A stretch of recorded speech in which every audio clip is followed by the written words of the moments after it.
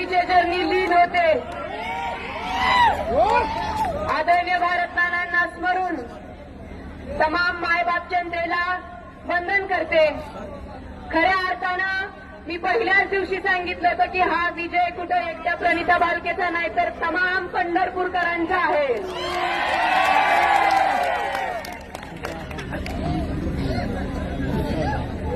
नानांच्या पाठीमागं मला कधी तुम्ही सगळ्यांनी एकटं पडू दिलं नाही आणि खऱ्या अर्थानं हा विजय जो आहे तो स्वाभिमानी पंढरपूरकरांचा आहे. त्याचबरोबर माझ्या खांद्याला खांदा लावून लढलेल्या माझ्या प्रत्येक कार्यकर्त्याचा आहे.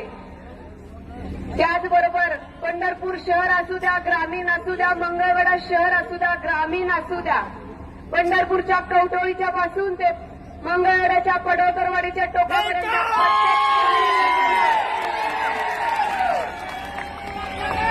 माझ्यासाठी इथं लढा उभारलेला आहे आणि हा जो विजय आहे तो मी सर्व पंढरपूरकर आणि तसंच माझ्यासोबत काम करणाऱ्या तमाम माझ्या कार्यकर्त्यांना समर्पित करते.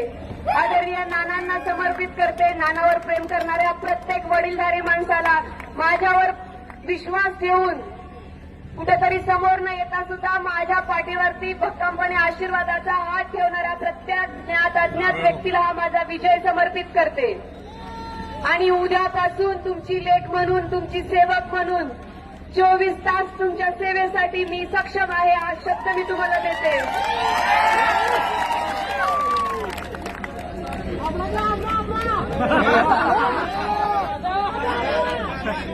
भालके कुटुंबावर तुम्ही जे आम्हाला प्रेमाने आशीर्वाद दिले ते खरंच न विसरण्याजोगं आहे. मी आयुष्यभर तुमची या गोष्टीसाठी ऋणी राहीन. मी कुणावर टीका करायला आलेली नाही.